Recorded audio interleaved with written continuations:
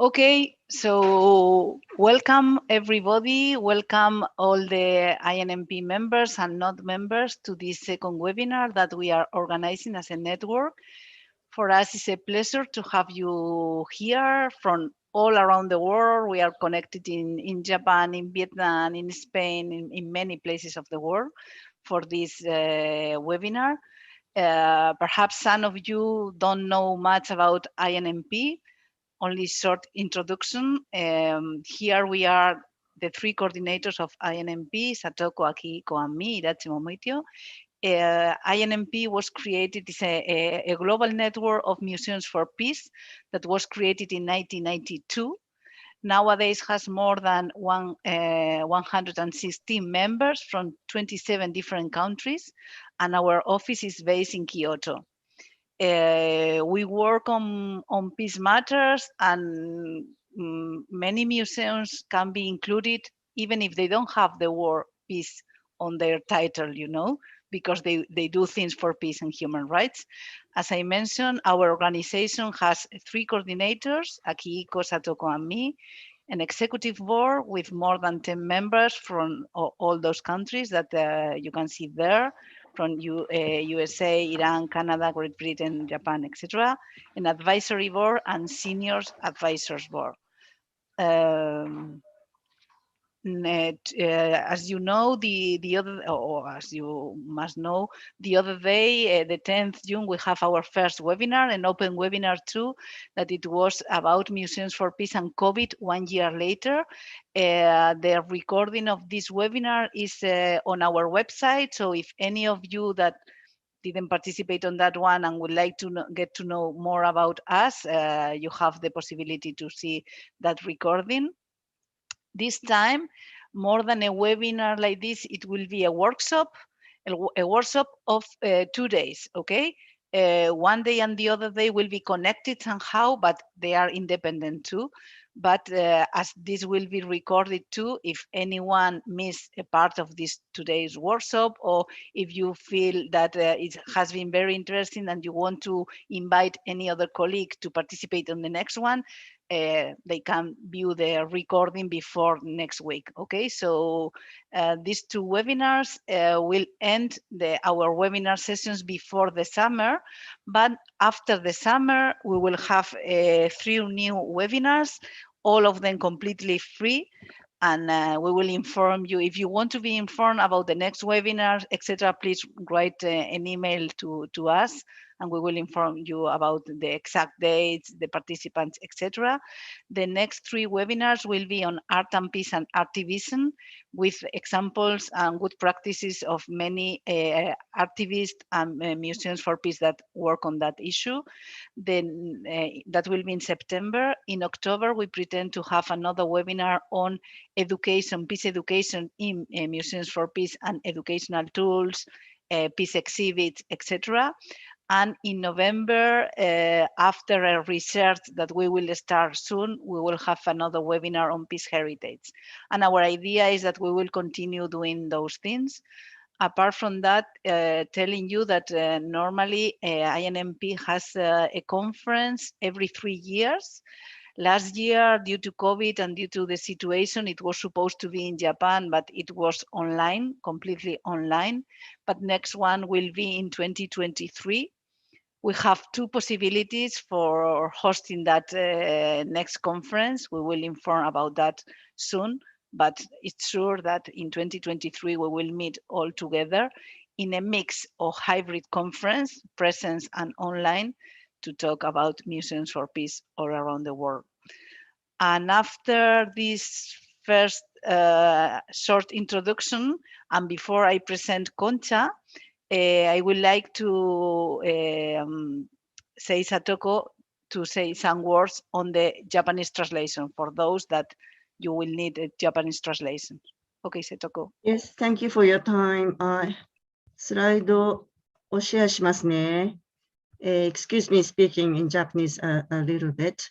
皆さん、こんにちは。字幕についての説明をします。あらかじめ配布してある日本語のスライドを皆さんお持ちだと思います。念のためにチャットボックスにもリンクを入れておきます。あれ？ごめんなさい。で、講師の講演の時は、字幕は入れませんけれども、こういう前後の挨拶や Q&A の時は、日本語で同時に字幕をつけます。あと、後日公開する動画では日本語字幕をつけることができます。字幕の出し方なんですけれども、ズーム画面の下の方に字幕というボタンがあるはずです。で、この三角みたいなマークが見えたら、そこを押して、サブタイトルを表示と押してください。で、字幕が小さすぎる場合は、このサブタイトルの設定というのを押せば字幕のサイズを設定できます。で、スマホの人は、ごめんなさい、また。これ。ごめんなさい、excuse me, I have to go back. なんか、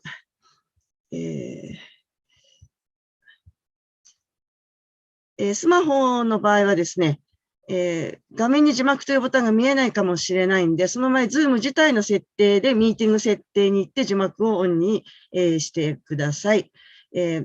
あと、英語の字幕というのは多分今字幕設定している人は今すでに見えてると思うんですけれども、英語、まあ、聞いてなかなかわからなくても読めばわかるという人は英語の字幕もあれば助かるんではないかと思います。以上です。この内容はチャットにも載せるんで、とりあえず失礼します。皆さん。はい。じゃあ、グッドラックということでよろしくお願いします。Okay, I'm done. Okay, perfect. So we won't lose more time. After this presentation of INMP, I have the pleasure of presenting you Concha Rodá. She's philologist. She has worked in communication and web architecture for the last 20 years, so she's an expert on that things. A co-director of the postgraduate on digital strategy for museums and other cultural organizations run together by the Museu Nacional de Arte Catalunya and the Open University of Catalunya, UOC, since 2016.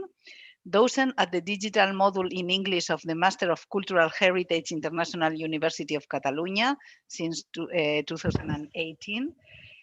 She's the head of strategy, innovation and digital transformation at Museu Nacional de Arte Catalunya in Barcelona.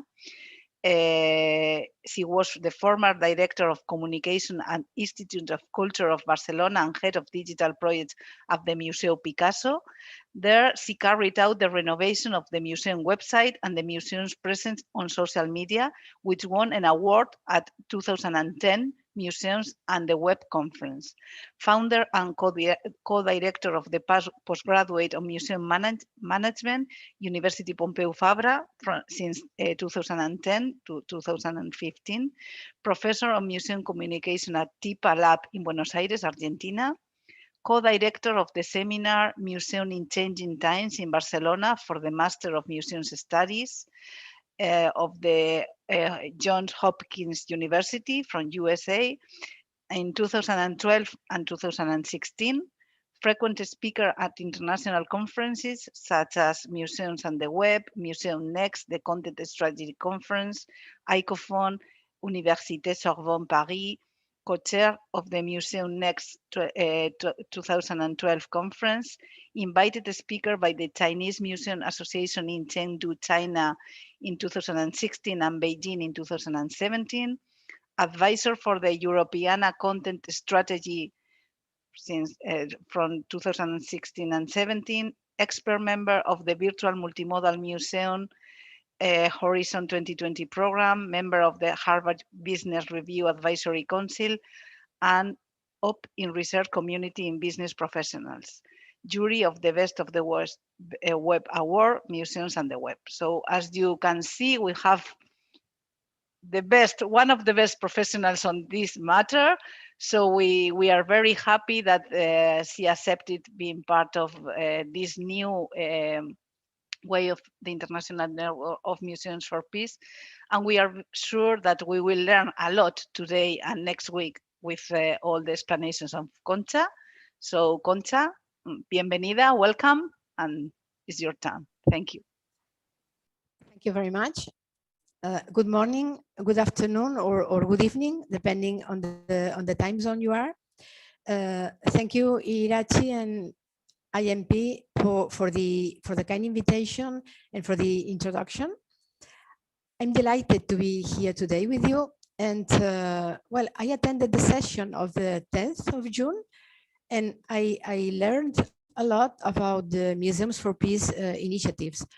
I hope that these two sessions that we will have on digital will be somehow useful or inspiring. I leave here my contact details. You have here my email, or I'm quite active on Twitter.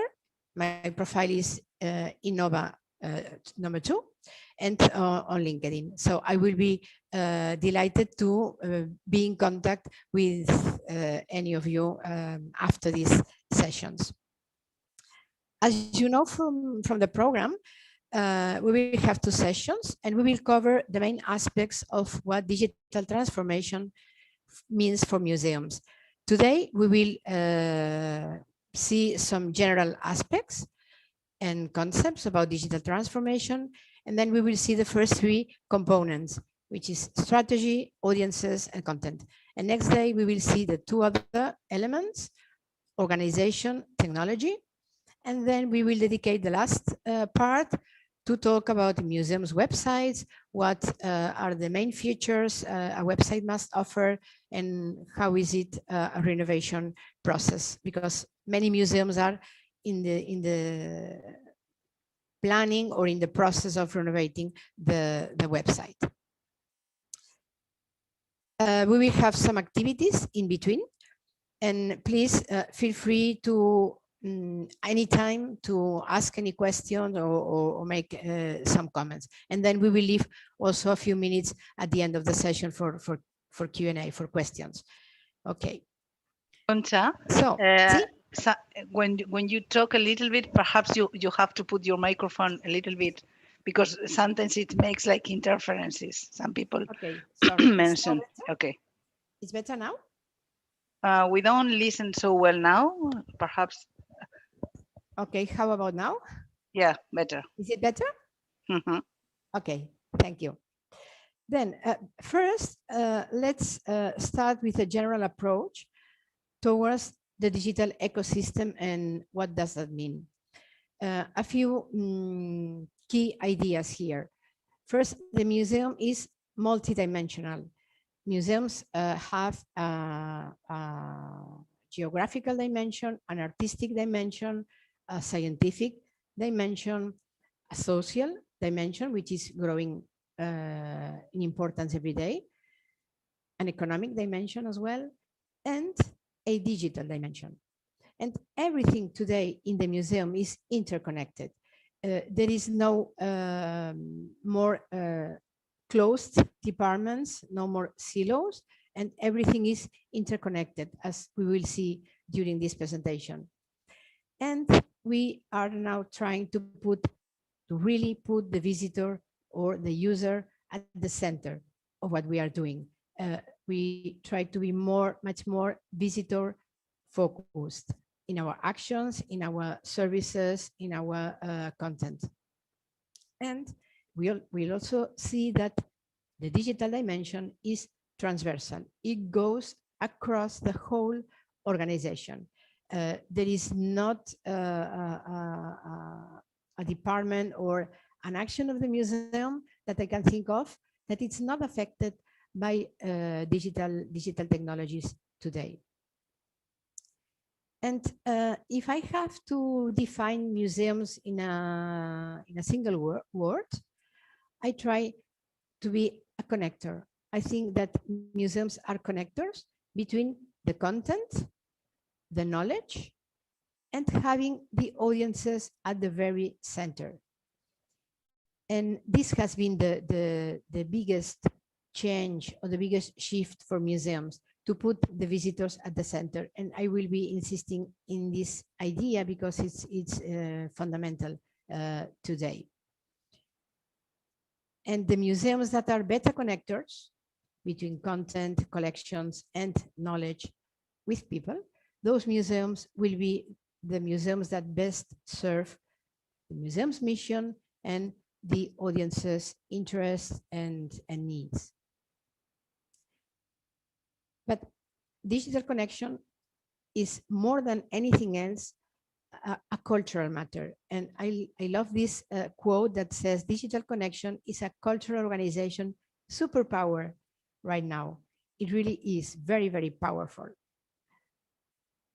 And to connect with our audiences, let's call them visitors, users, customers, readers, whatever, to connect with them, what for? Mainly for all these reasons. We try to make our collections more accessible to the public. We, of course, try to attract new audiences. And now in the post-pandemic era, more than ever, we need to attract new audiences. We strive to improve the experience of the visit, to provide a quality experience of the visit. And the connection is also to encourage learning, discovery, exploration, creativity. And we try to create community and even more important, to engage the community with our content, with our museum.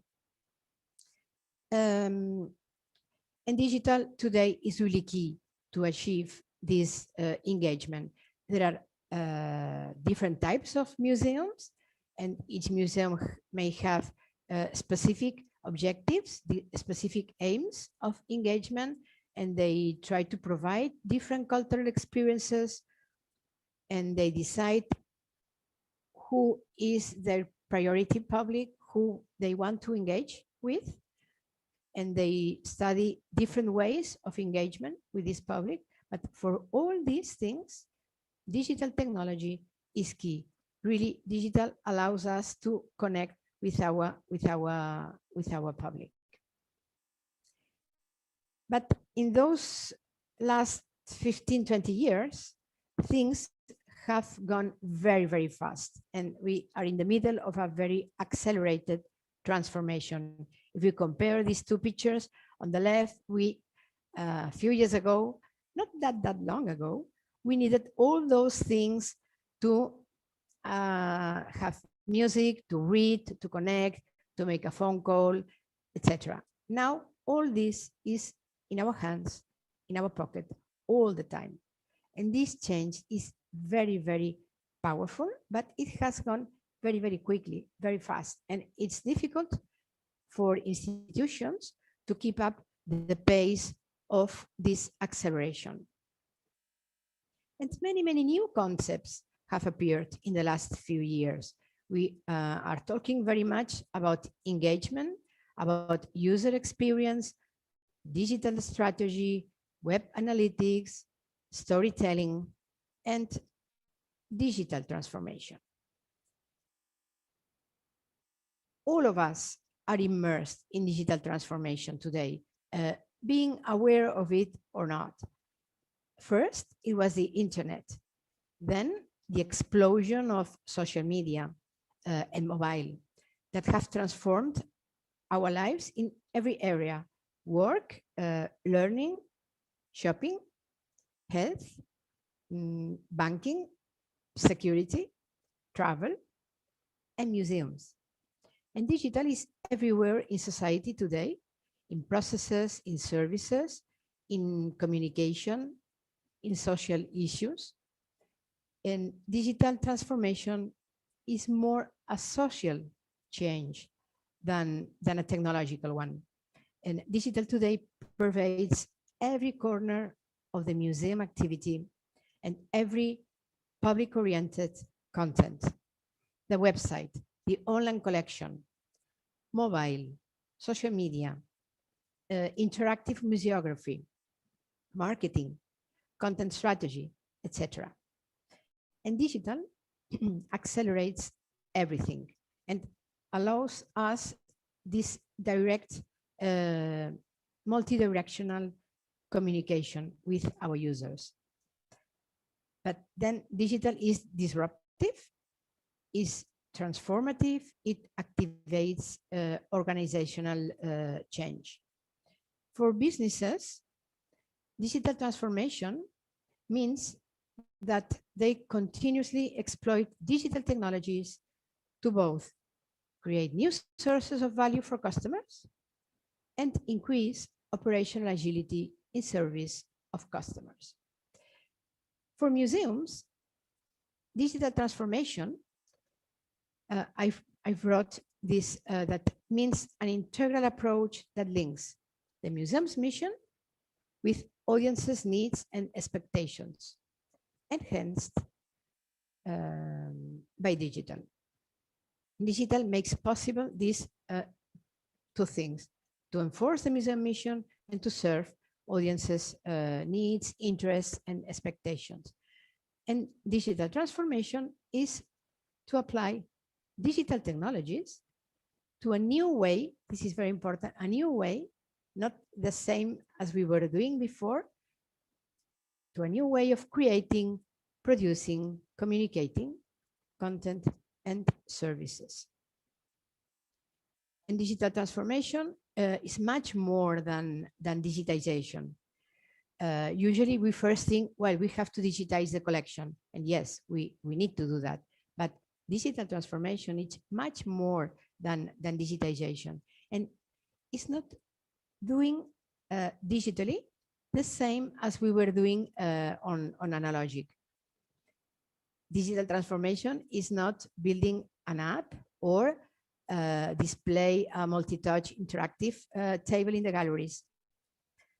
But are museums really prepared for this real-time, on-demand, all devices, users requirements? It's not easy, and we all knew that museums needed to adapt and adopt digital and the digital ways. But this was something that for many was still something to be considered. But then the COVID appeared and it changed everything. In this cartoon, they say digital transformation is years away. I don't see our company having to change anytime soon. Then the COVID strikes and changes everything all of a sudden, because during the confinement, during the long lockdown, digital was the only way that museums could have to remain connected to the public. Digital was the only way. And this was something, a panorama completely different. And museums, many museums were not well prepared for that. On Twitter, I saw this and I thought, yeah, that's it. That is really true. Who led the digital transformation of your company, of your museum? The CEO, that is the Chief Executive Officer, CTO, the Chief Technology Officer, or the COVID. And for many museums, it really was the COVID that really forced museums to put content online. COVID forced that some staff that had never before produced digital content had to start doing that. And it reinforced also the internal cooperation that was essential to be able to keep producing content and to keep being in contact with the audiences. And some statistics we will see now. And post-COVID, digital transformation has upgraded. It has changed from being a strategic initiative that was nice to have to become a strategic imperative, is a must-have. Some statistics, this one is from the ICOM, the International Council of Museums, and asking museums which digital changes the museum was considering after the lockdown. As you see, the main one is to rethink the digital strategy. To rethink, or maybe to have one if they didn't, the digital strategy, because they have realized that they cannot just start doing digital things. They need to have an integral approach. We will see that in a minute. And the second one is to increase the digital offer. Of course, we need to provide more good quality content to our users. And third one, and very, very important, the training of staff. Usually museums need more digital training, need to acquire better digital skills in general in museums. And these other statistics run by NEMO. NEMO is the network of European museums organization. And the priority, digital strategy, is this orange part, building a digital strategy for the museum. This is much more important than anything else. And now it's a good time to start formulating one or readapting, rethinking the digital strategy if we had one. But of course, the main priority after the pandemic will be to have visitors back. This is what all museums around the world are struggling to get visitors back, to make them feel secure, comfortable visiting a secure place and get visitors back to the museum. Second priority, of course, is the financial stability, because many museums have suffered. Not having the box office income has been very, very hard for museums. And for those that are not public funded, it's really critical. And in fact, there are museums around the world that have had to close their doors forever. But third comes the digital offers and services. And well, let's not forget that digital is not the goal, really. Digital is a way, a wonderful way that allows us to do many, many things, but it's just a way, it's a tool to help us accomplish our goals, our objectives, that are to better fulfill our mission and better serve our audiences. And I will talk much more about people than about technology. People both internal, that's the museum team, museum staff, and external, that's the audiences. Much more than about technology. Technology is essential, but it's just a tool. And to me, the 5 components of digital strategy are those 5. Today, we will cover these 3 first, strategy, audiences, and content. And we will see many, when talking about content, we will see many, many examples. And then the other day, we will have organization and technology.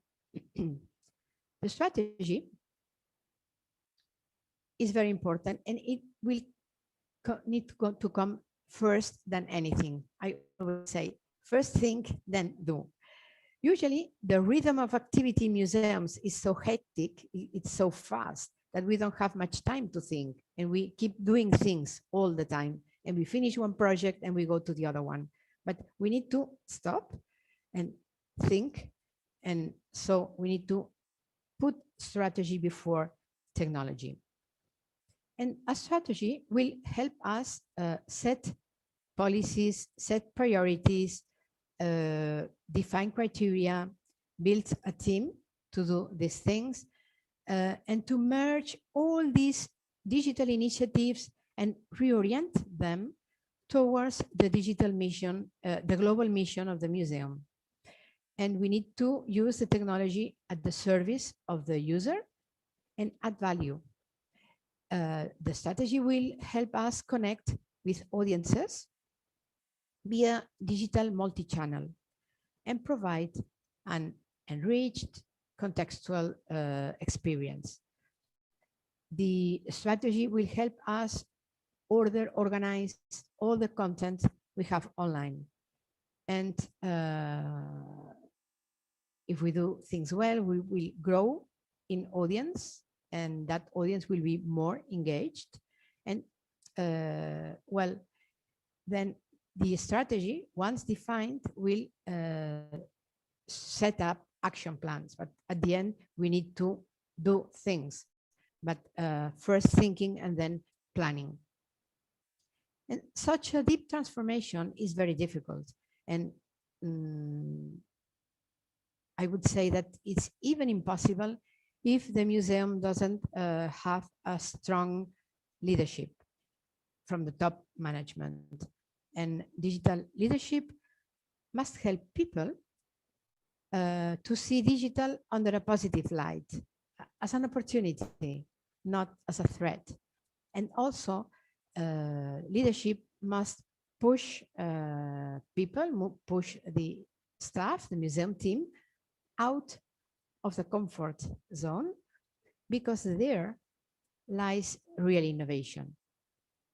And well, since it affects, digital affects the what and how the museums performs, without a clear direction and investment, this won't happen. And of course, there may be innovative projects and some very advanced departments inside the museum, some successful digital initiatives, but that's not enough to be able to better serve our audiences and to better connect, as we were saying, the knowledge, the content to the public, and to work more efficiently. Digital plays a strategic role. But there are many, many barriers for organizations today. I would like to ask you which barriers do you consider are the most important ones. If you feel like so, please write them in the chat, and then we will comment in a minute. Which do you think are the main barriers, the main difficulties for museums to advance in digital today? Which will be these difficulties? There are many, unfortunately.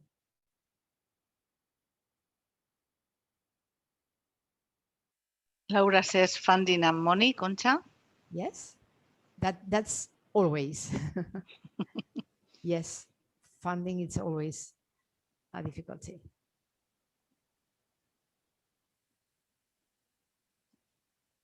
Anything else? Mona says not having enough knowledge. Yeah, that's totally true. Absolutely true. If we have not people prepared enough, we won't be able to provide that quality digital content. Yeah. That's why we always say that we need to reinforce the digital training inside the museum. Anything else?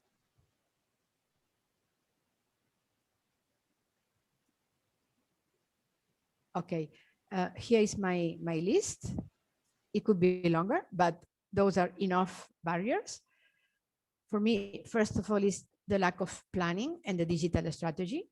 If we don't know where are we going, we will never reach this. The work inside the museum is not transversal enough. It's not organizational enough. Museums in general have static websites. I call them 1.0 websites. We will see this next week. Collections are not digitized or not digitized enough. We have maybe a small part of the collection digitized, but if the collection is not digitized, we cannot make the collection accessible online. And we need more creative thinking to transform how we exhibit our collections and how to use the collections to build engaging digital content. Social media, sometimes we will see also that later, are just unidirectional. Museums say many, many things and tell many things, but don't listen enough, don't interact with the public. There is a lack of knowledge about the audience. We need to know better our audiences. I will comment this. And as someone of you mentioned, we have poor digital skills internally, and this has to be much, much improved. And the COVID make that very, very evident. Not everybody in the museum was prepared to create digital content, to record videos or to edit videos or to write for the blog or whatever. So we need to improve that. And of course, we never have resources enough. And resources means budget or means also technological infrastructure. That's money at the end. Okay. And the strategy, that's very important, needs to be integral. We cannot just build a small part. The strategy, the digital strategy, needs to be holistic across the museum.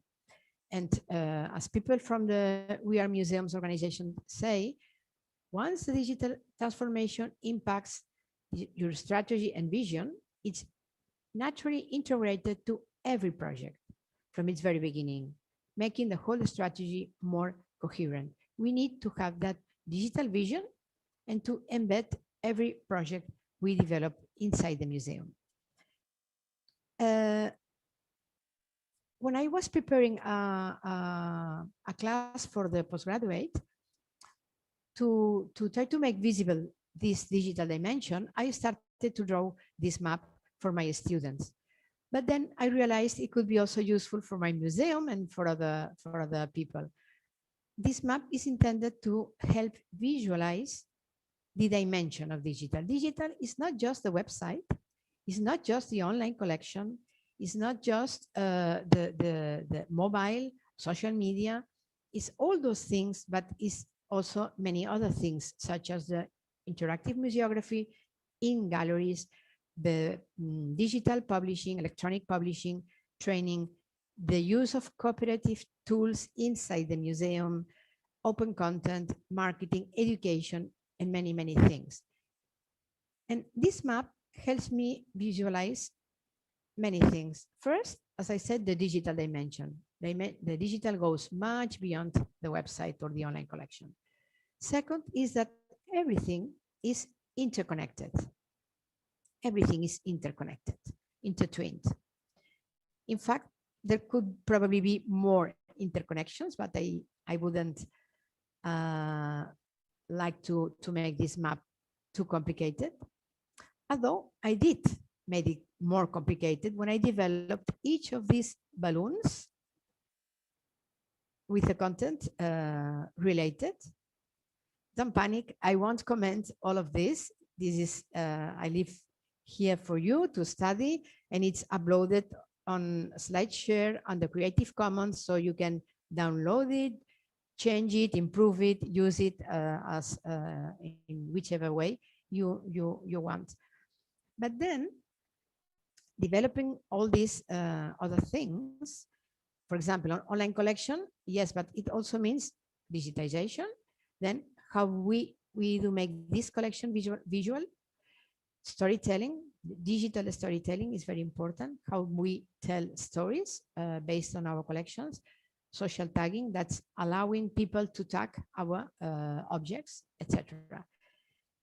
So this map illustrates the digital dimension, the interconnection, but also it's obvious looking at this that internal cooperation is needed. We cannot do this separately in silos. We need to work in a cooperative way. And then fourth thing this map helps visualize is that we need to prioritize, because we won't be able to do all these things at the same time. We don't have the resources, the people, the knowledge. So we need to prioritize. And that's why a strategy helps us precisely to prioritize. And that's why also we need this holistic approach, because otherwise we will have a set of tactics, a digital action plan, but not a real strategy that has the bigger picture in mind and a longer term path. This strategy must also be flexible and open to adapt to new needs, new times, new technologies, perhaps an unexpected sponsorship we receive. So we need to be able to adapt this strategy. But before doing anything, it's important to analyze where we are, what's the digital potential for our museum, how well are we performing on digital so far, the internal processes, the organizational structure, the audience research, And then is when we draft a strategy, set priorities, design a plan, and define the actions to be taken, and improve the museum team alongside the process. And finally, we need to measure and evaluate what we are doing constantly to be able to constantly improve, iterate, and start again with an open eye for new opportunities. And the digital can be specific. We may have a digital strategy, specific, or we may embed digital across the global strategy of the museum. This is what we did at the National Museum of Art of Catalonia. We embedded digital alongside this strategy. Our strategy has 5 main axes, and to each axis, to each line, we embedded digital, and we defined ourselves, our values and essence to be inspirational, innovative, museum of the present, but a digital museum as well, inclusive, etc., etc. Digital having a real important role inside the global strategy. And we are planning the strategy. It's very important to ask ourselves a lot of questions. It's very, very useful to ask ourselves questions and to discuss these questions with our team collectively across the museum. Why we are doing things? So what's our mission? Which goals we try to achieve? Which values define our museums? Then for whom we do all these things? Which are our audiences? Which audiences do we have? Which audiences do we need to reach? Then what do we have? Which are our assets? We usually in museums complain about what we don't have. We are lacking resources, we are lacking people, etc. But sometimes we are not aware of all the digital assets, of all the assets the museum already has, all the positive things. And we need to analyze that as well. And we need to know our outreach, which is our dissemination, and how we engage with the audiences. And then will come, how can we achieve our objectives and reach our audiences? With which content, through which channels, or which platforms and devices. So I really, really suggest to discuss all these very essential things collectively in the museum. I've brought here a few examples of the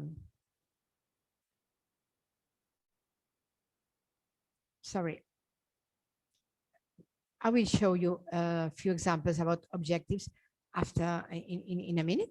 Now, I think it's a good time to make a short activity, which is to try to define the SWOT, which is the strengths. The S goes for the strengths, weaknesses, the opportunities, and the threats. The weaknesses and the strengths are internal of the museum. What we do lack, what are our strengths, that's from our museum. We can decide on this, what to do upon our weaknesses, for example.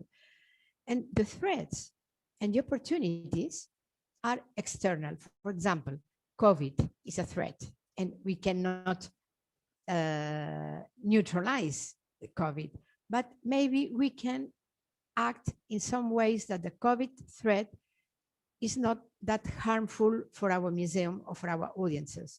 And we can provide security measures, etc., etc. But it's an external threat.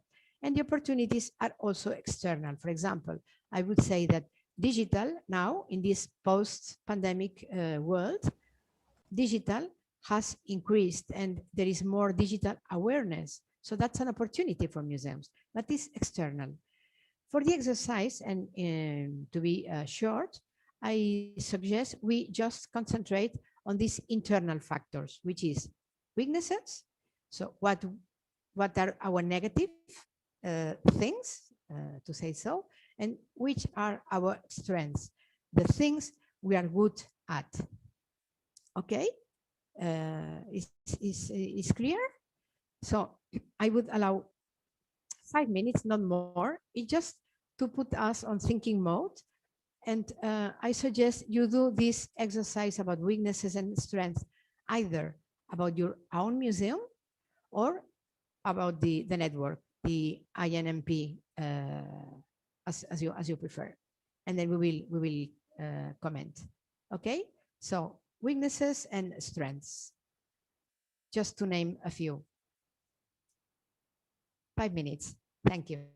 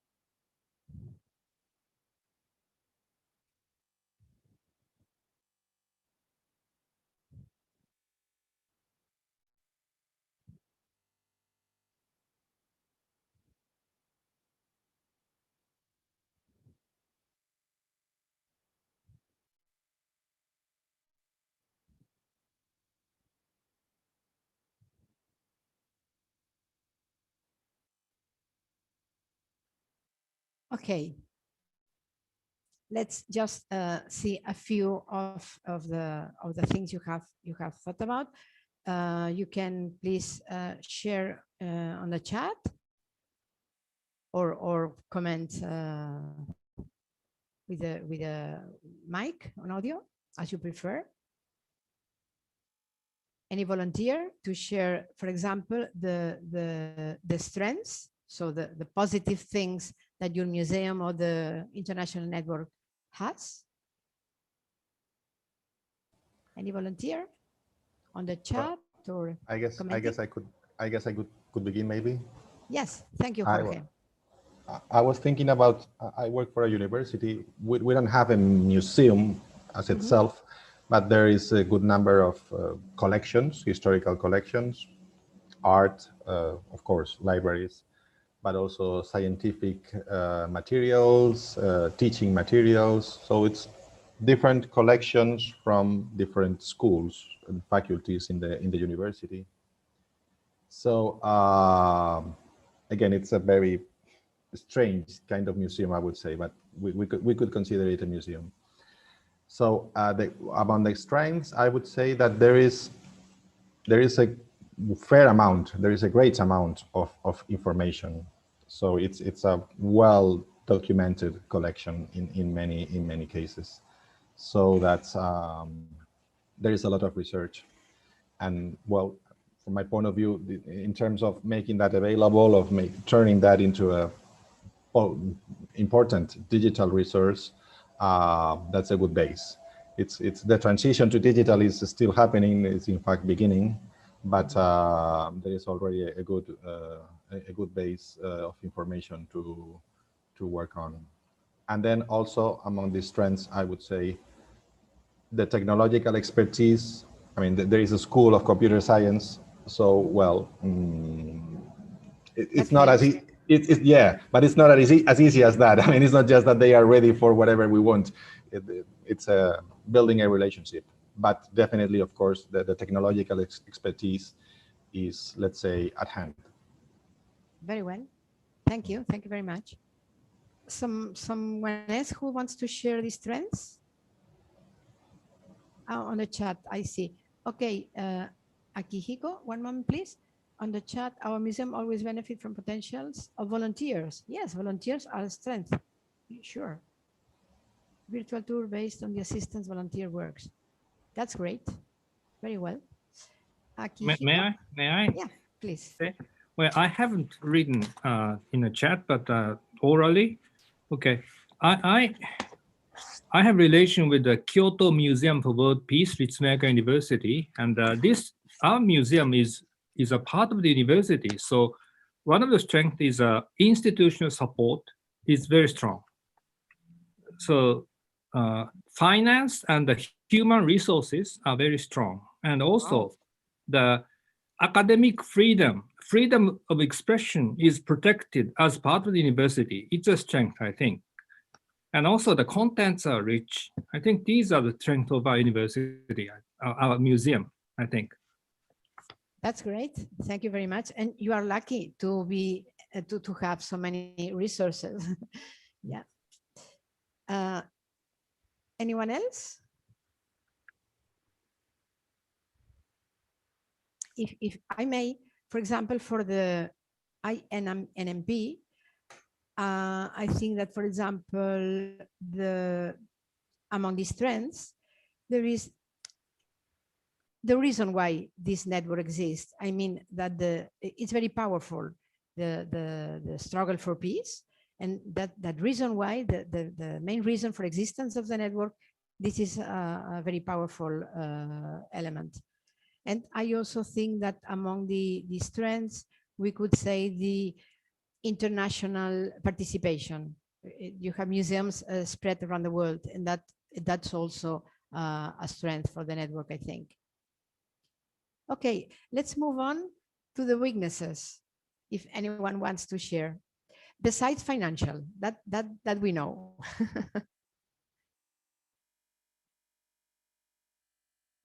Yes, please. The mic. Yes.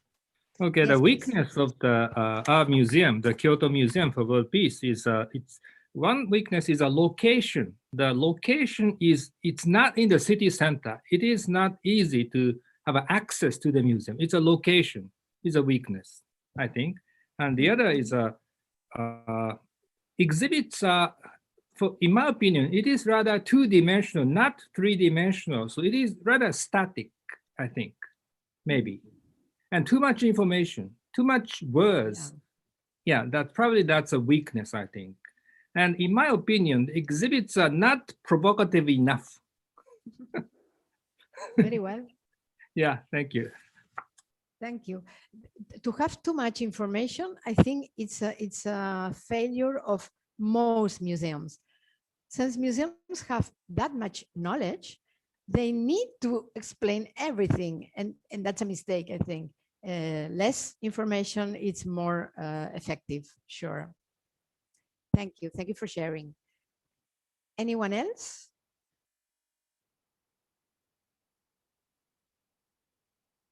I'm waiting just if anyone is writing on the chat. Well, maybe coming back to my example Yes, thank before, I would just say, given the decentralized nature of these collections I was talking about, most of them are not even in the same physical place. They are scattered through the campus. Okay, you may say it's a collection or it's a set of collections, but then the situation of each of them, the institutional commitment, the resources for each of them is very uneven. In some cases, you may have dedicated curators, and in some other cases, it might be like a side job for somebody who is already a professor and a researcher, and then also a curator. And so the degree of available resources, human resources, but also financial resources, is very uneven. So in some cases, it's just, let's try to keep this before it falls apart. And in other cases, it's something that has a stable program and lots of activities. So this kind of imbalance, well, sometimes it doesn't make things very, very easy or comfortable for the people who actually work in it. Okay. So this, let's say, uneven level of resources. Thank you for sharing. On the chat, I see exhibitions are not interactive, and it is also the matter of time and experience. Yes, of course. And the use of technologies might be quite coherent. Yeah, that is very, very important. We cannot just use technology because it's the thing to do now, or it's flashy. We need to use the technologies with an intention and with a reason. Yeah, must be coherent, as you say. So thank you very much for sharing.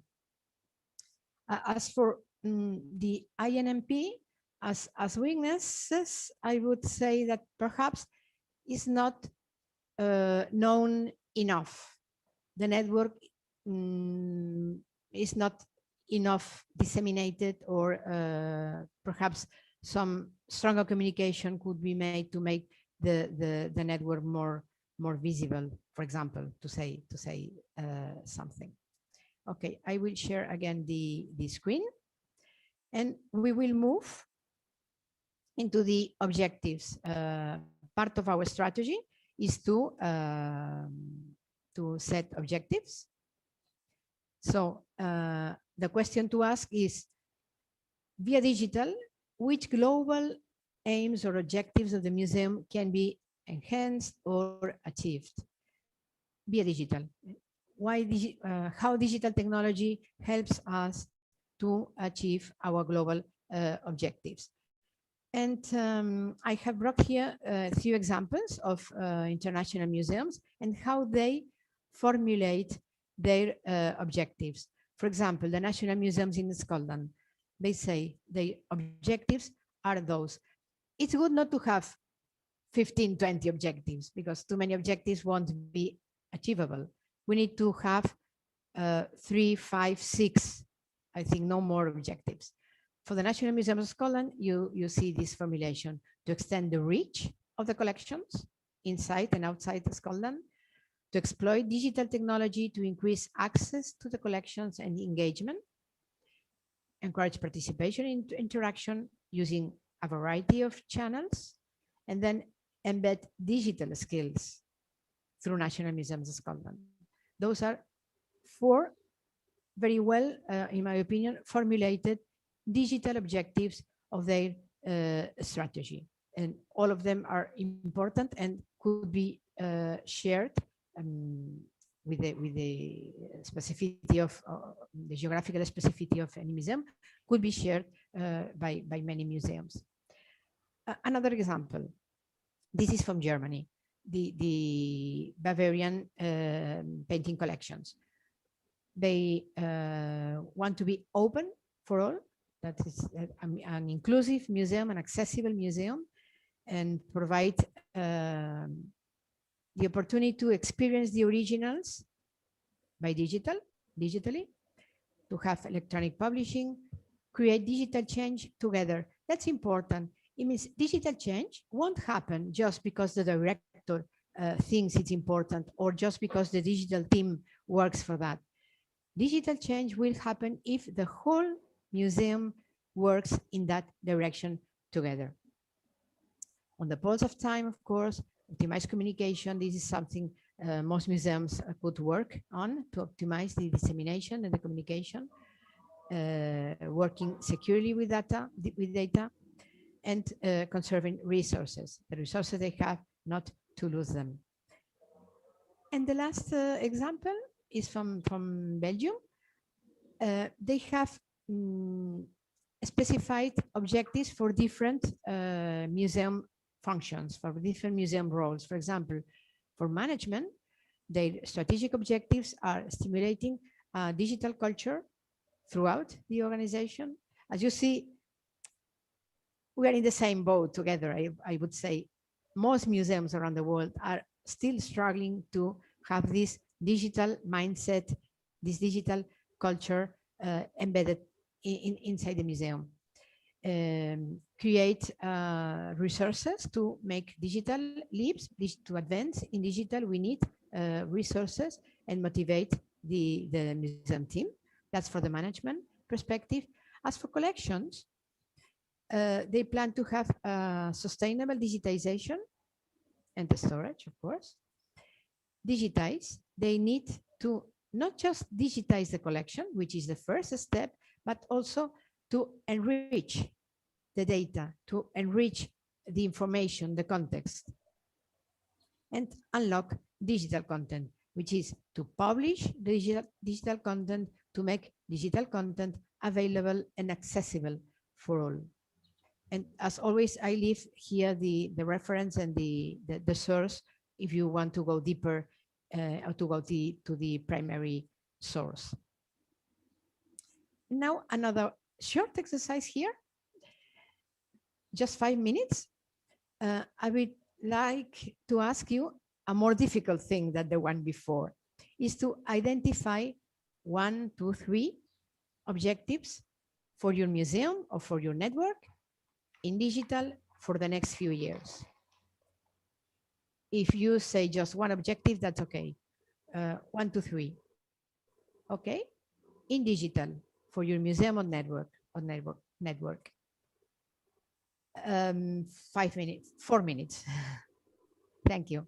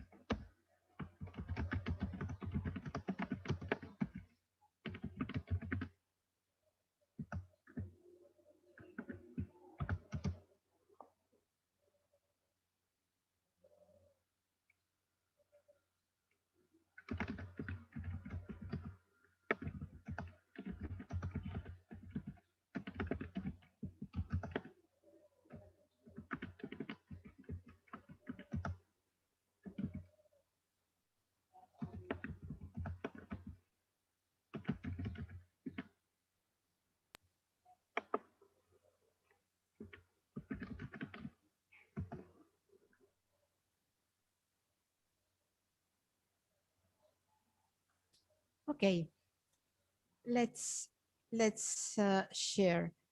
I will start with the comments on the chat. Katsuyo, I don't know if I pronounce that correctly. Promote online visits among INMP members. Very well. That's a clear objective. Satoko, have a searchable digital presence that can engage members, attract visitors and new members. Yes. It's important, it's searchable, because we need not just to have our content online, but to make it discoverable and make it easy for people to find our content. We will comment that also when we talk about content, and the other day when we talk about websites and SEO. Second objective, establish a dynamic communication system with members and public. Very well. And create a digital presence that can transcend the generational and cultural differences.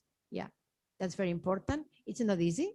For example, it's very difficult for museums usually to reach younger generations.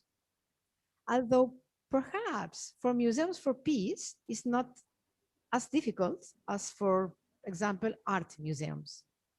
It could be because it's a sensible aspect, and young people are also very open usually. So it may not be as difficult as for art museums, but usually younger generations are missing in museums. Very well, thank you, Satoko. Would you Thank like you.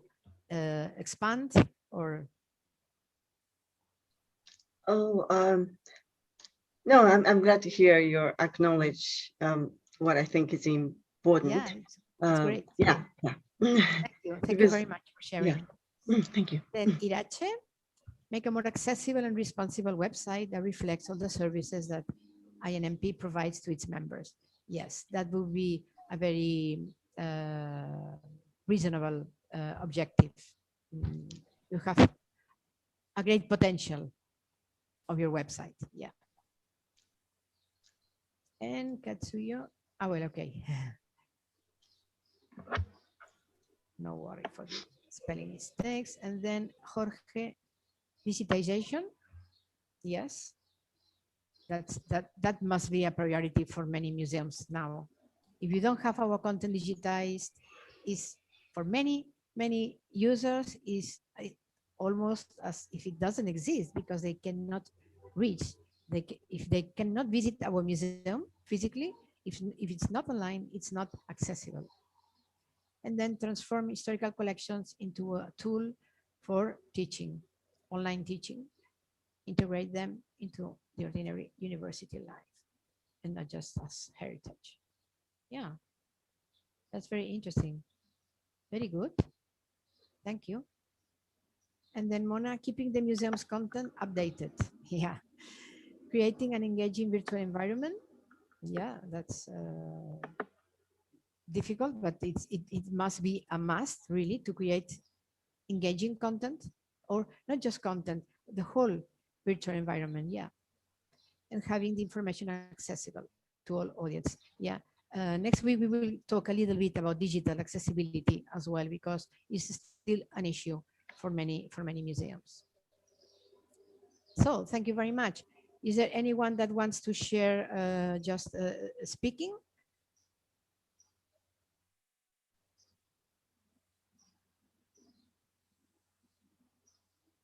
Otherwise, we will be moving into this.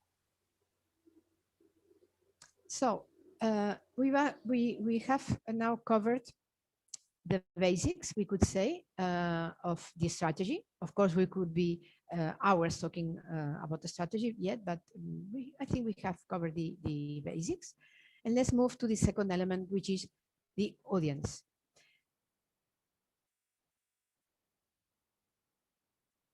And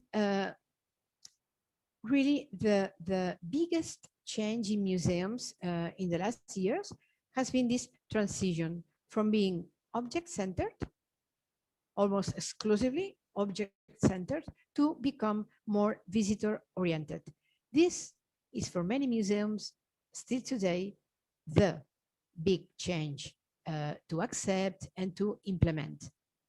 It's really the main big shift in museums' role, this visitor-focused perspective. We have on the left, starting from the left, we have the objects of the collection, the people. Then we develop stories around this content to provide meaning and to make people aware of the importance of these collections and this content and these stories, to have an impact on the museums and the visitor experience. But regarding audiences, what do most organizations look for these three things? We want to increase public. That's a quantitative element. We want more visitors, more users. But we also look to other things. One is to diversify, which is to spread the social sphere of our influence and our outreach, and we also want to deepen this relationship. That's to provide quality experiences. And in fact, experience and engagement are the two main concepts regarding audiences today. And we need to be adaptive to users. I love this image. Users are always right. In museums, it's very often that we design an itinerary for our tour, and we think this comes first and then comes this one. But maybe you visitors want to make another itinerary. And well, we must allow them to do so. There is not just one single linear way of visiting the collections or approaching the collection. So we need to be flexible and adaptive. Or like this one shows, we want to plan, but then at the end, the user decides what's the best way for him, for her. So there are lots of strategies out there: content strategy, digital transformation strategy, marketing, mobile, communication, etc. All strategies must be focused on the user and on the user experience. And which are the keys for user experience? Are very simple, very common sense. Walking in our visitor's shoes, because then we can adopt the user perspective.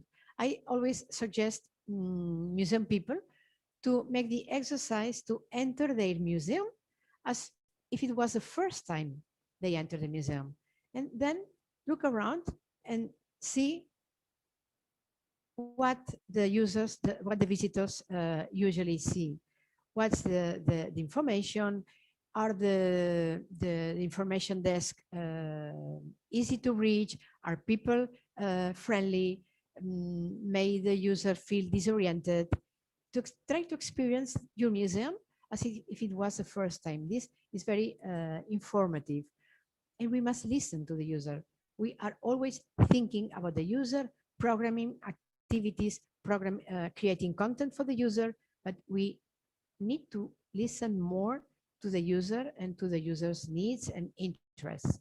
And then we need to consider always, continuously, how to improve what we do. Always keep asking how we can improve what we do to connect with our users. And I love very much these quotes by Jerry McGovern. Jerry McGovern is an expert on usability. He's talking about usability for many, many years, even before nobody thought about usability. And he says, a customer obsession, well, when he talks about customer, because he thinks in companies, we put here visitor or user. A customer obsession, he says, begins with constantly thinking about the customer, rather than constantly thinking about the design, the content, the code, the process, or your boss. And then he says also, think customer, not digital. As we said before, digital is just a form. The focus of customer experience should be customers, not the technology we will use for them. And perhaps we have to rethink what the museum experience is. It may be many different things. This is a real picture taken in our museum by a staff of the visitor services. Well, you know, visiting museums can be tiring.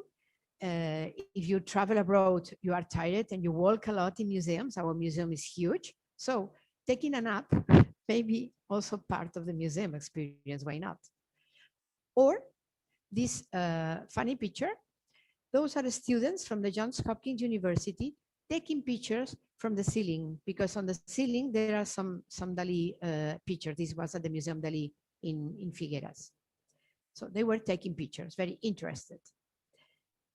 Or the museum experience can be also drawing in the galleries.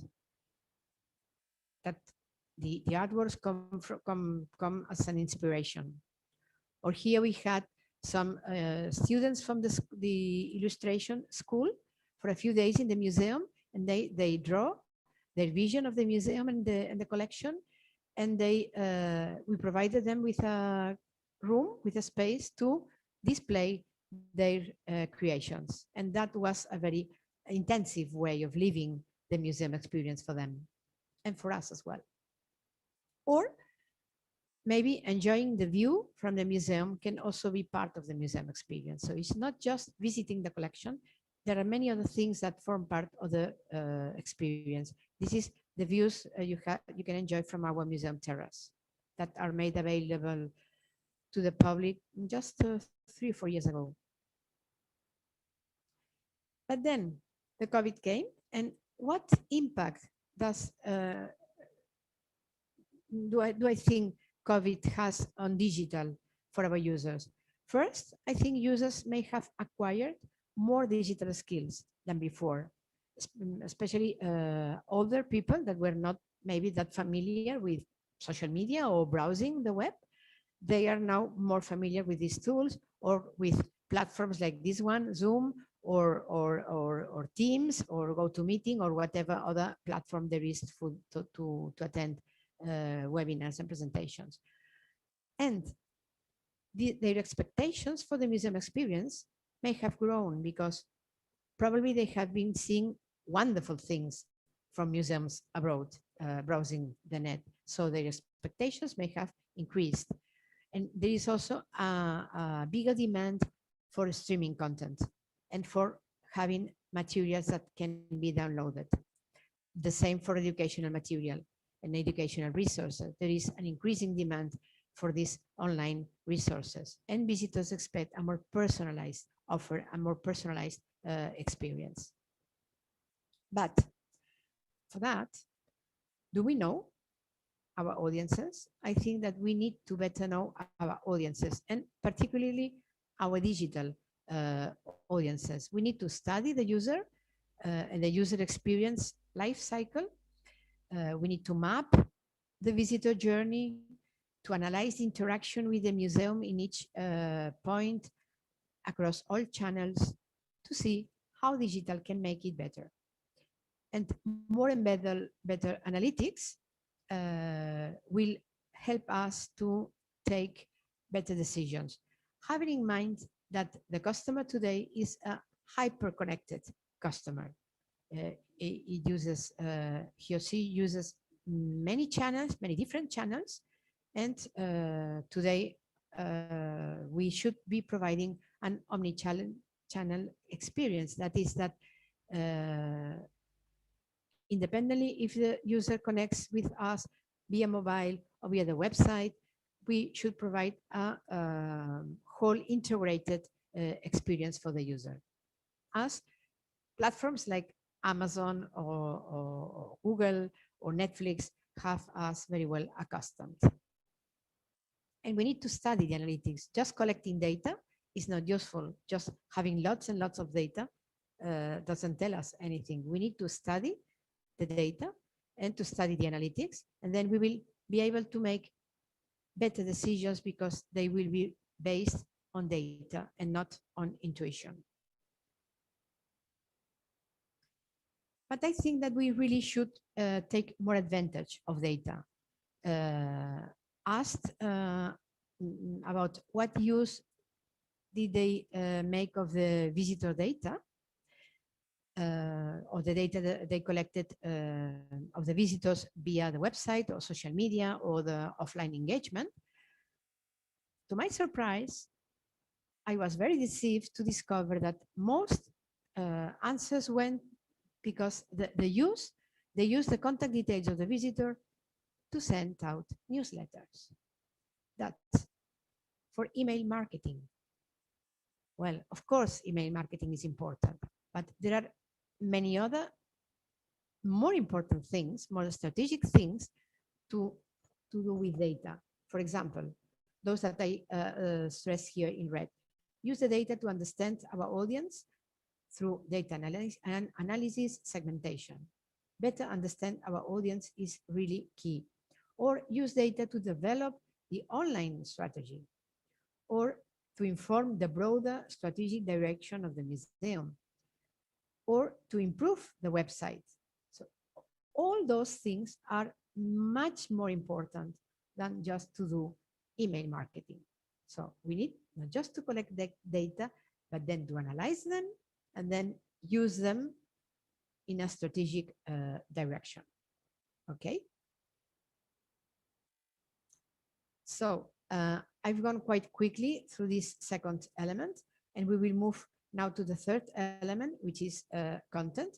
And we will have here some theory, and then we will see many examples of museums around the world providing content. To be good connectors, really content is our most powerful tool. And yes, museums are poor in money, are poor probably in human resources, but we are rich in content. We have wonderful collections and we are very rich in content. And if we use this content well, we will really be good connection drivers. We need to provide, of course, content that's relevant and contextual, user focused, that's very important. Museums are developing to become more as a media organization. We write text, we produce videos, we produce audios. We are more as a media organization today. And we use new formats, storytelling, augmented reality, virtual reality, gamification, immersive experiences, etc. And we need to provide a cross-channel consistency. And for that, it's very, very important to have a content strategy. So a strategy for content is also very, very important. And we need to have one because content is really key. They say content is king. This still is true. Content is our most powerful tool, our most powerful element we can use to connect with our visitors. And when designing our content strategy or thinking about our content, we need to consider all types of content, digital and analogic, online, offline, with the website, probably in some cases the blog, as the hub of the content, because the website is still our door to the outside world, and then all the other elements around it, social media, mobile, the interactive museography in galleries, audio guides, also the user-generated content, the content that's generated by our users. We need to consider it and to decide if we will use it also in our content pool. Then the printing content we may have, newsletters, etc. But we need to consider all this as a whole. And we need to have a content strategy for that. Because if not, we risk many, many dangers. First of all, the content may not meet our visitors' expectations, our visitors' needs. And then poor quality content gets published because there is not a review process. So poor quality content gets published. Content may be inconsistent or even redundant because in museums, usually we have many different people creating content for different platforms, for different devices. So if there is not some order, some strategy there, we may be those things inconsistent and redundant or obsolete. And this one is very interesting when preparing a website. If we make design decisions with no real content, just Latin words or simulated words, then we can have real problems when we intend to adapt that layout to the real content. And we may have to redesign or redevelop, and that costs money and time. And if there is not a good strategy out there, we may have a frustrating internal processes because some people may be waiting until the first step is done and then the deadline approaches and people get frustrated. And if we don't have a very clear workflow and who was that, in what order, and who is responsible for creating, for publishing, for approving, etc., then projects may run late, and as a consequence, budgets are increased. So it's very, very important to have a digital strategy, a content strategy. And to decide the content strategy, there are many tools out there. It's very recommended to have a content audit, which means to analyze which content do we have, to assess the quality, then see which is our content gap, so which content needs to be created. And there are many tools out there and many templates in Excel to do that content audit. Or you can choose to have this more simple framework, which is to analyze which content the visitors want, which content the museum wants, because the museum needs, feels what needs to be explained and shared, and then the content that already exists in the museum. And in the intersections of these three circles, we will have, if it's coincidence between what content, which content visitors want and which content we already have, then we just need to review that content and to prepare and publish. If it's a confluence between what visitors want and what the museum wants, then we need to prioritize this and proceed creating that content. It's a very simple framework, but very, very useful. I would recommend you do this exercise in your museum. And as always, much better if you discuss this internally with your team. And then it's a useful way to help prioritize the content creation for the museum. And at the end, if we have a content strategy, the outcome will be, we will create better content because we will know what the user's needs are, what the museum has, etc., etc. And we will have better processes of content creation and management. It will be much easier to follow all the workflow of the content creation and publishing and maintenance, because content needs also to be maintained, updated, improved, enriched, etc. And for museums, it's very, very important to focus on delivering meaning over information, as we commented before with the Kyoto Museum, that there is a lot of content. Well, perhaps we should have less content, but better tailored to our users' needs, made more visual, more easy to access, etc., etc. And in our content strategy, we need to consider also to put our content outside. We cannot pretend, just want that the visitors come to our website, come to our door. We need to make that content available in third parties platforms. For example, in Europe, we do have Europeana, which is a repository for heritage of libraries and museums and archives with more than 50 million records today. And it's very important to put our content also there, because then we make it much more accessible. Or if we are an art museum, to participate in the Google Art project. Of course, all museums today work with social media. It's very important to consider social media also as a way to spread the knowledge about our collections, about our history, and share our stories. And also Wikipedia. Well, Wikipedia museums have run for many years some parallel ways, never to touch or sometimes confronting.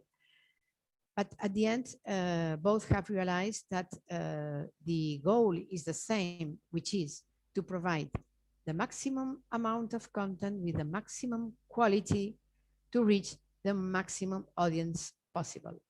So for that, we need to work together, and we need to improve our content on Wikipedia. But first, we need to make sure our museum is on Wikipedia and that the explanation is right and it's detailed enough. If not, we can very easily improve that information. We can extend the article. We can provide some pictures, some links, etc. And then we can upload also articles about the highlights of our collection, about collection objects and pieces. And then we spread the knowledge about our collection. Just so, as an example, which is really amazing, we had in my museum a Wikipedian in residence that for 6 months was not just creating articles about our collection, but also training internal staff to do so. And the first month that a picture of our most known or highlight artwork, which is medieval mural painting, which was uploaded on Wikipedia, that image was seen 800,000 times. 800,000 times. From our website, we would have never, ever reached such an amount of views of our artwork. What's that? Because Wikipedia not just uses this artwork to illustrate the specific article about the artwork, but it also uses for other different subjects. It may be art, it may be painting, mural painting, medieval ages, etc., etc., etc. So it's very important to have our artworks on Wikipedia and to ensure that the quality there is good. Okay. Then, related to that, of put our content on third parties platforms, goes this concept of the open content. I think that we need to make our content open to be freely used, reused, remixed, distributed, etc., for any reason, personal, academic, or even commercial. And I think that for public museums, at least, make content open is a museum's duty and a public's right. Museums publicly funded must make their content also publicly open and usable and reusable. This is something that many museums around the world are doing. The Metropolitan Museum, the Smithsonian, the Rijksmuseum in Europe, many museums are opening their content for any possible use, but it's also a question, an issue for many museums to make their content totally free. But I think the time goes in favor, and this will be a trend much more extended in the next few years. And it can be useful also when working our content plan to have a content map. I've tried to cover some of the subjects that Museums for Peace may be interested in. We take the museum, and then we can talk about heritage, maybe our building, the architecture, the history of the building, of if you have a new project of extending the museum, can have also the space on our website, on our blog, etc. The museum history as such, and to explain our mission and vision, and if we belong to a network, to make it visible, etc. And of course, the collection, the objects, the artifacts, the documents, etc. Perhaps we have an oral history archive, or we have testimonials, etc. All these form part of the heritage. As for knowledge, well, education, then we can develop some thematic threads that will be specific for the museum, of course. I've listed here some of them, but you are more experts than myself, so any museum can decide which will be their specific threads. And then we do research, activities, all these can provide ideas for developing content and to build a very enriched contextual website. Then we can also address peace-related or social topics such as violence, gun violence, gender violence, racism, migration, refugees, also freedom, the contemporary conflicts, contemporary wars, etc. And also try to spread this philosophy of the peace for all and human rights, and maybe we can quote thoughts on peace and provide some ideas for people. What can you do for peace today? Because all of us can work for peace, as you know very well, and we can use our digital platforms to spread this peace philosophy. And many of your museums have peace heroes stories and interviews and podcasts. So this can be also a very important part of our museum content map. This is just here to maybe help you think in content spreading all the possibilities that content may offer to enrich our website, our social media, our blog, etc.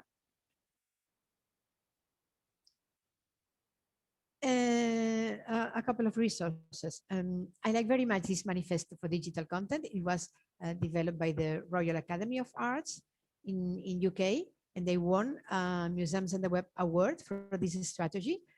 Seven principles, 5 changes derived from these principles. I love those. Everything is driven by vision, objectives, and values. This is what drives all activity in the museum. We are user-centered. Everyone is digital. So everyone in the organization is digital.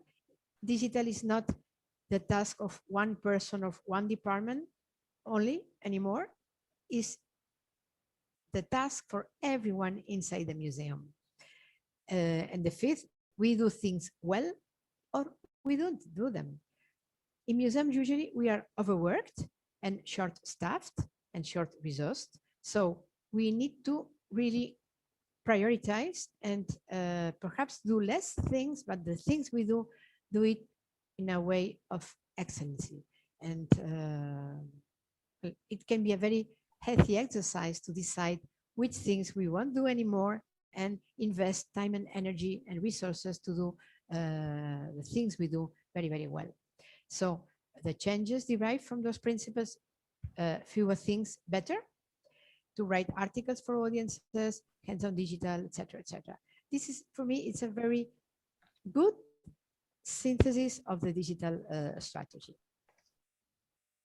As for digital mediation, we have lots and lots of different platforms, devices, and types of content we can provide for our users. The website we will comment next week. There are all these things that you see here listed and many others. I will now share with you some examples of museums around the world on some of these things. We will see some of them: social media, on virtual reality, blogs, podcasts, just a few of them, because there is no time for an extensive, exclusive view of each of those.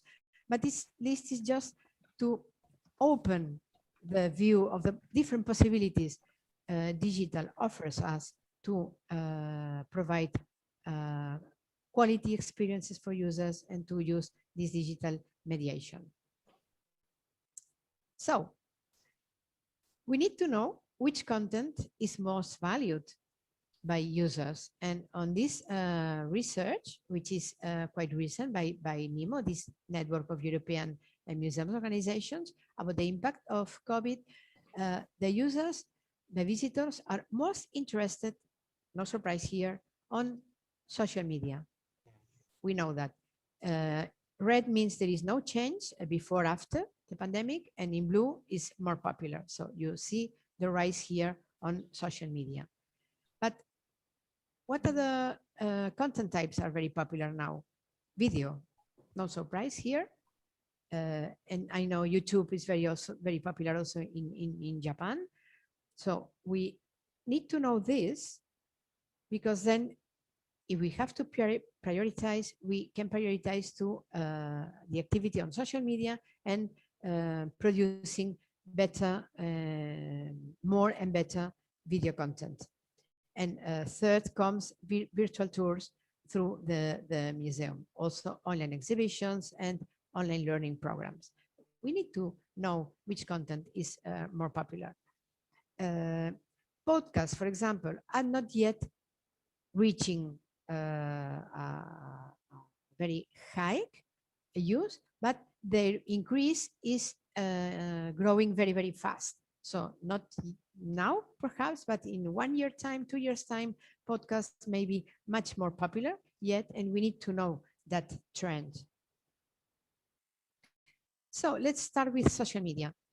No need to insist. I think we are all aware of that. Social media are really a strategic element of the museum communication today. There is no museum that can afford not to be present on social media. And I've looked for some statistics in Japan. I wasn't aware really of the social networks used in Japan. And well, Line, for those of you outside Japan, is an equivalent to WhatsApp, but perhaps with a little more functions, such as mobile payment, for example.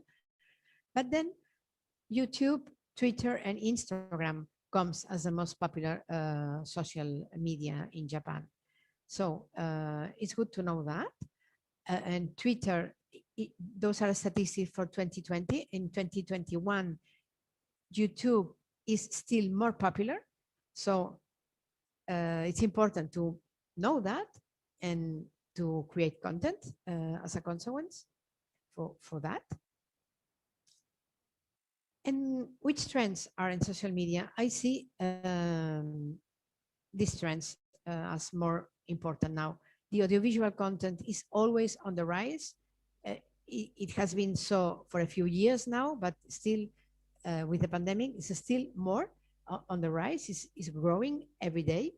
And the use of mobile more than ever for social media. There are many networks that are just accessed by mobile, not from desktop. We need to be more customer and visitor focused. We have said that.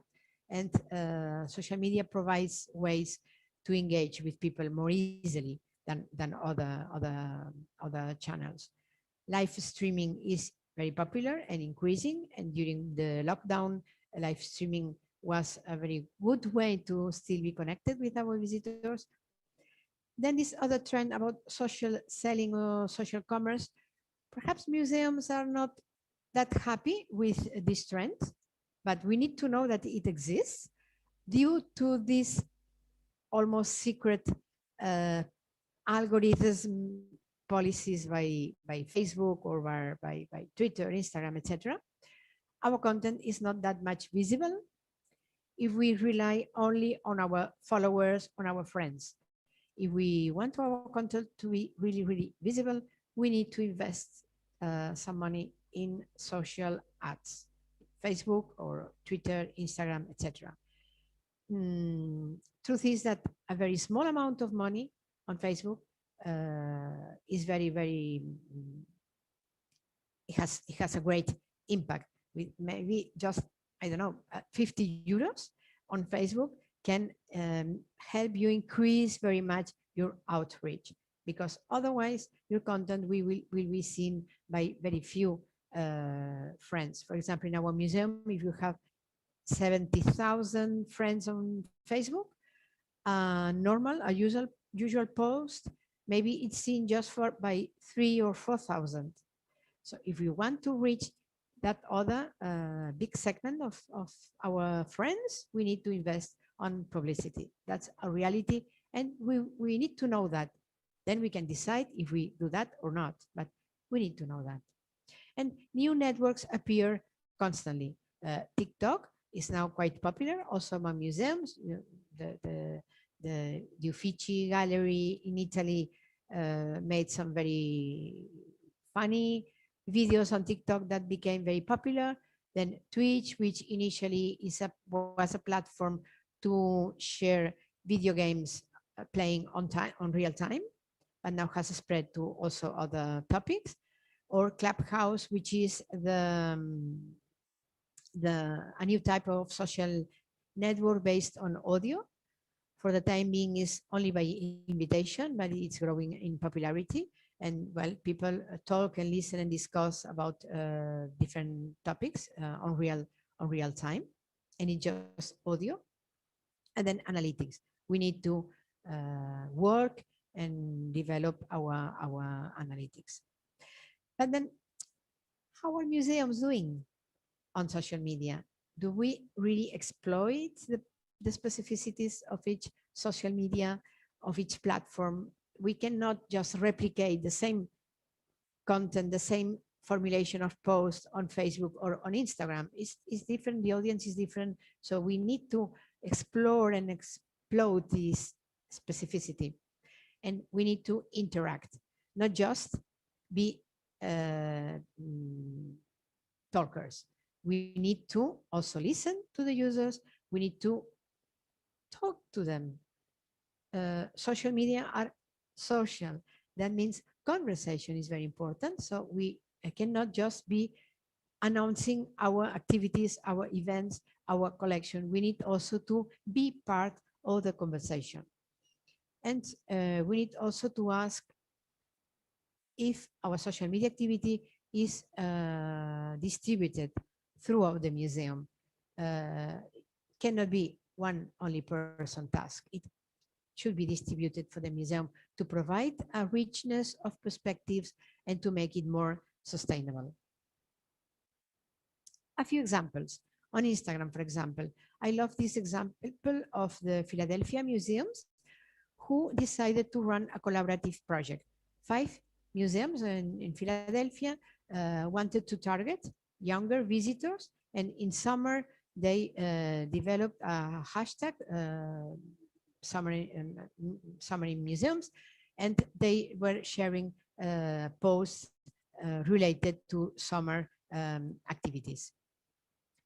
There are not many collaborative projects among museums, I think, on digital, and there are many possibilities here and many opportunities to explore. Or this other example, the aquarium in Monterrey, they decided to give the teens the possibility to run the aquarium's profile on Instagram. They provided some training and some editorial guidelines and policies, and then they let the teens write on the aquarium profile. That was a very enriching experience for the teens and for the aquarium. And the aquarium reached many younger users that weren't users of the aquarium so far. Because of course, the friends of the teens that were writing on the Instagram profile were also looking and sharing, and it became quite viral, and they learned each other. And then when a team of teens ended their term, they themselves trained the next team of teens to run this Instagram profile. And it was very rich experience for them. So I think it's a nice initiative. And I brought also a few examples of related with peace and war. This one I like very much. I will stop sharing the screen to share the video. And it was made a few years ago by the War Museum in France. And it was made as if during the First World War, there was an Instagram profile. Excuse me, I'm looking for that.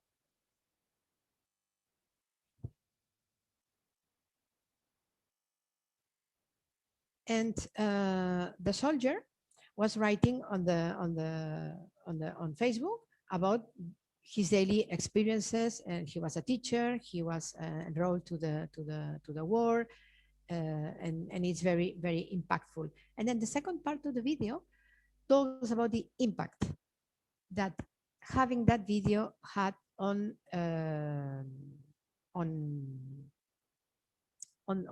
the museum in terms of publicity earned and real visitors that wanted to visit the museum to see the uniforms or the weapons that appeared on that Facebook profile. Just a minute. Yeah.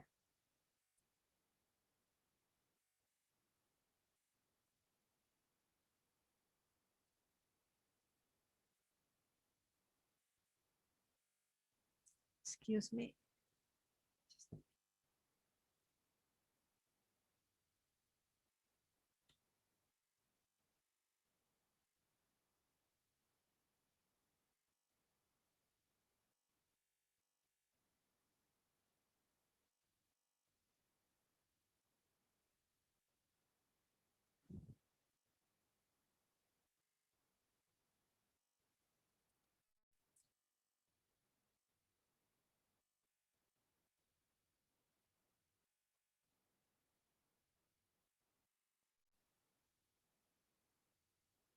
That one, sorry. Sorry for the delay. 24 million members in France, posting day after day all the details of their peaceful lives. Now, imagine if Facebook had existed a century ago.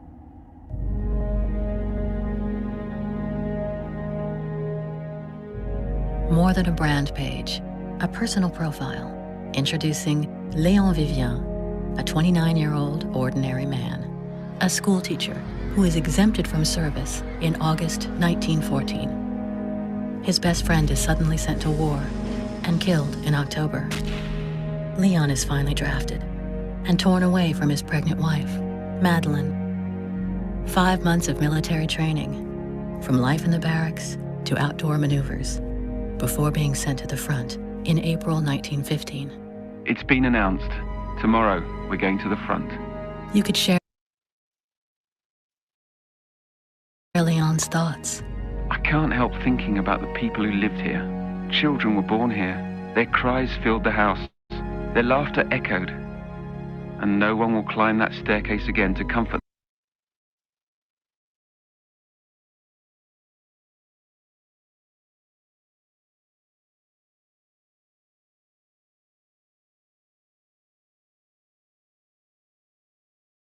them at the end of the day. You could share his little moments of joy and the constant fear of his daily nightmare. Our horizon? Corpses and mud. A viscous mud. So cold that the living, through so much trembling, almost envy the dead. Hundreds of posts, 10 characters, one destiny, all with the same question in mind. Will Leon see his family again? 1 year of history, told as a human story, richly illustrated by the museum's collection. 10 months of posts uploaded for the launch, plus 2 months of live posts every day. 3 million euros of earned media, all for the cost of 400 printed invitations to the press conference, 250 euros. 50,000 followers within the first 2 weeks. Thousands of comments. Hundreds of questions answered by the museum. At the end, people were invited to learn more about the millions of Leons and Madeleines who endured World War I by visiting the museum. The number of visitors on location increased by 45%. The page was relayed by the National Board of Education. More than an ad campaign, a way to bring awareness to young generations.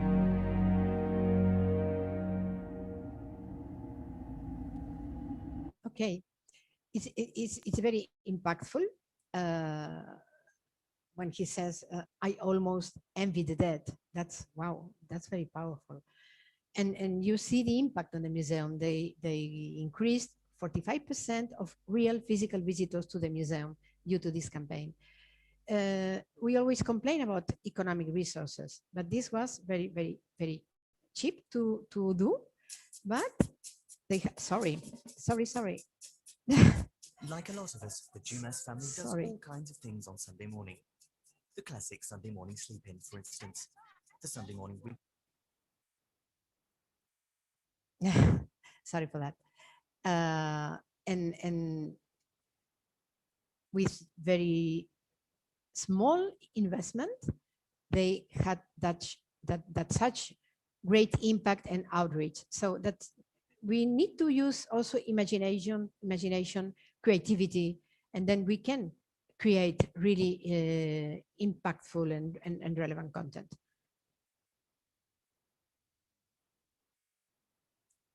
Okay. I think I have run out of time, but Irache, could I have 10 more minutes? And we would finish the content section. Okay, thank you very much.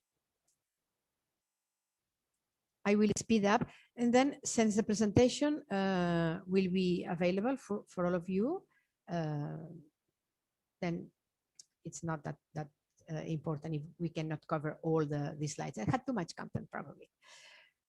Then very quickly, I talk about TikTok, which is quite new for museums, but then during the International Museum Day, this year in May, there was a collaborative initiative among different museums around the world, and each of them were streaming content on TikTok for that day. And we had one museum from Spain, but also from Singapore, from France, United States, and Germany, etc., even Israel. And well, it was a first time for TikTok to run a collaborative experience.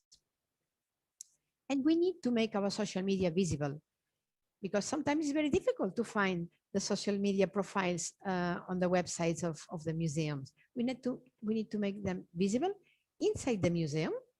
Inform your visitors that you are on Facebook or Twitter or whatever. And it's also a good idea to concentrate all the social media presence in one page on your website. That's what we did on the National Museum as well. And then I leave here this framework, which I think is quite useful if you have to start thinking about a strategy for social media. Those are the steps that are presented, and the sub actions. For example, we need to prioritize objectives, of course, and then it can maybe improve customer engagement, enhance brand reputation, accelerate innovation, etc., etc. And for each item, this is a strategy, this is engagement. We have all the different steps provided here. This is a resource I share with you. Blogs. Blogs, I think, are a very good tool to really connect with our community. Because on the blog, we can show our not that well-known face, and we can show the behind the scenes of the museum and explain things in a more personal way. The website probably is more institutional, more informational, and the blogs, we can share the personal experience of the different people working in the museum. There are some museums for peace that have a blog. I highlighted a couple here, the Peace Museum and also in Vienna. As I say, it's very good to connect with the community and to engage them, but also we can be a reference for other museums as well, and even for our own staff, because we invite them to write for the blog and they learn about each other as well. So I really, really recommend to start a blog. It's not expensive. There are many free platforms there, WordPress or Blogger, etc. And it's very, very, very interesting to do so. But don't start a blog if you don't have the resources, or if you cannot assure the regularity. Blogs need to be published every week, every month. It's a little too much, but regularity is very important for blogs. So don't start a blog if you cannot assure this maintenance. Then we can use also user-generated content.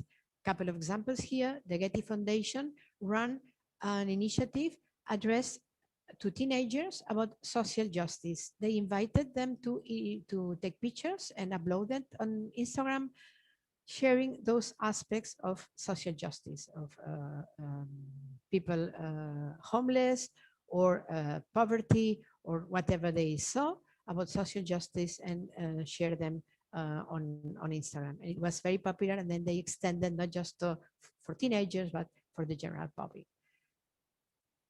Podcasts, I mentioned before, they are increasing. They are maybe not that popular as videos, but they are increasing, and there are some museums of the International Network of Museums for Peace that already started podcasts. The Nobel Peace Center in Sweden, the Fredenshuis, la Maison de la Peace House, also has a podcast, and the International World Museum has also a podcast series about conflicts of interest. On 7 episodes, they talk about contemporary conflicts, and well, it's a very good way also to spread this awareness. Or in this podcast, they use also digital gaming. There is a chapter, an episode addressing digital gaming and see the Second World War through digital gaming in that episode of podcast. And talking about podcasts, I recommend to follow one of those. This talk about museums in general and digital museums. And I really recommend to listen to some chapters, some episodes of those podcasts. You have here the links. And of course, the power of stories. We have talked about storytelling and the power of storytelling, as we saw in the Facebook video a minute ago. The Imperial War Museums have some stories. You can access their featured stories, and they have also stories about contemporary conflicts highlighted on their website. And the Nobel Prize Museum also have stories about different subjects of contemporary conflicts. And many museums of the Museums for Peace Network have a part of the website dedicated to peace heroes and peace heroes stories. And this one in the Dayton Peace Museum, they linked with a virtual exhibition that you can explore online and to discover peace hero stories. And other examples here of different museums. This is from the museum in Nepal, and they share different stories that contribute to create this awareness. E-publishing, the electronic publishing, is also a very good activity, a very good initiative for museums to share their knowledge and to share their resources. This is an example of the Museo de la Paz de Guernica. They have uploaded on issue their teacher's guide about Guernica bombing, and you can download the PDF or you can read it online. Or some museums run a museum book club, and for the time being, it's most of them is just online, Zoom only for now. It says here. I would recommend to improve the accessibility, because here you can, I think you cannot read these letters in orange. This is the book title that hopefully is here. So not really bad not to be able to read here, but this has some accessibility issue here. But the initiative is wonderful to have museum book clubs around the subject of your peace museums. Digital gaming. Video games are very popular, and digital games as well. This is the museum in Sweden. They have a digital game about climate, and is like a sort of escape room, and you can do it just completely digital. Here's the translation in English of this text in Swedish. So it's very interesting also to use digital for gaming. This is what this museum in Philippines does. There is a very popular video game by Nintendo, Animal Crossing, and many museums now around the world are putting their objects to be used by the users, by the gamers, to put these objects on the game. The Metropolitan Museum does so, and here this Ayala Museum in Philippines does also so with traditional clothes of Philippines. It's a nice way also to spread the knowledge of our collection. And of course, we can use also museums to improve the well-being of people.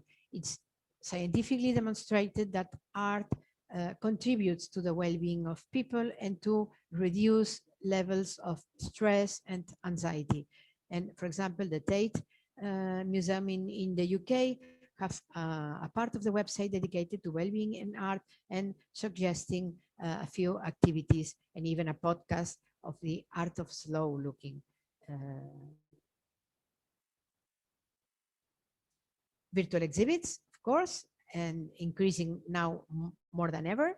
A few examples here from the Nagasaki atomic bomb and the Kyoto National Museum that use Google Arts culture platform to share virtual exhibits around their collections. And you know, there you can build some different subjects. And here, for example, the Kyoto Museum has the culture of the samurai or the paintings from the Edo period. So you can distribute the content and build stories around your collection.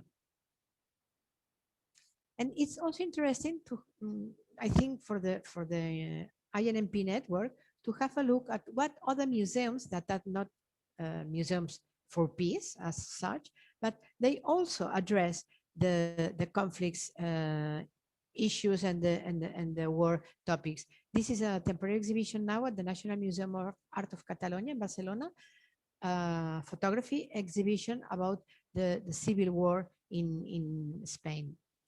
And they run also activities and debates online about the refugees about during this civil war period. Or for example, the Brighton museums have this exhibit, which just is digital born, is just digital. It's a photographic exhibition and what meant the Second World War for Brighton.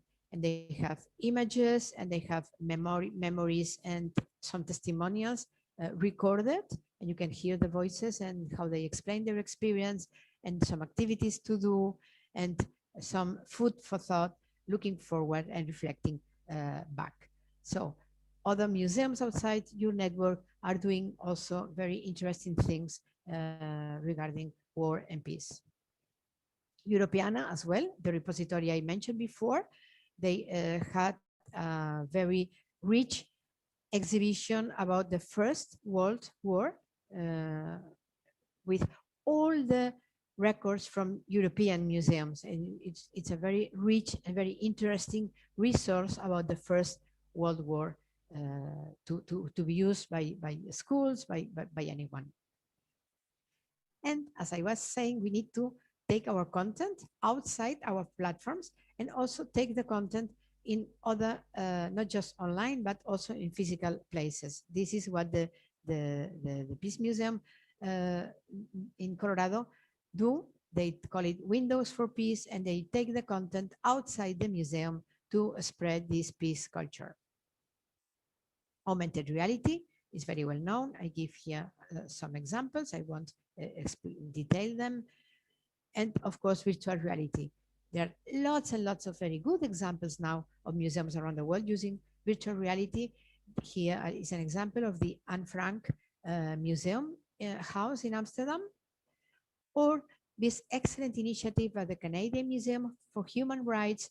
They built an exhibition about Nelson Mandela and his struggle for freedom. And it's a combination of elements. You have a physical exhibition, but then you can immerse yourself in the cell of Nelson Mandela, hear his voice, experience what it meant to be closed in a very small cell. Visitors can be there for 20 minutes and they say, well, we cannot imagine what it can be to be there for 28 years as he was. And then they developed also some digital activities as the building of posters inspired on the freedom the freedom calls and the freedom protests. If we put in a virtual reality experience into practice, we also need to evaluate that. And I think this example of the Chicago History Museum is a very good example of evaluating. And it's interesting to see that most visitors found the experience enjoyable. This is the dark green, or that they make people interested in learning more about the project. This is a very good impact of the use of virtual reality experience. It's not just to be trendy, because the virtual reality attracts new audiences, but also because it sparks the interest to learn more or to repeat visit. So it's interesting also to evaluate this impact. Since it's a little bit late, I want to run this video, but please watch this video. It's a very interesting initiative of use of artificial intelligence and holograms. It was made by the Illinois Museums in Chicago. They recorded testimonials by Holocaust survivors, and then they project an hologram image, and in front of the public, they can answer direct questions, and it really looks like really the person was there answering the direct questions of the public. And this, for younger generations, for example, it has a very deep impact to know firsthand and narrated by the personal voice of Holocaust survivors what was that terrible experience.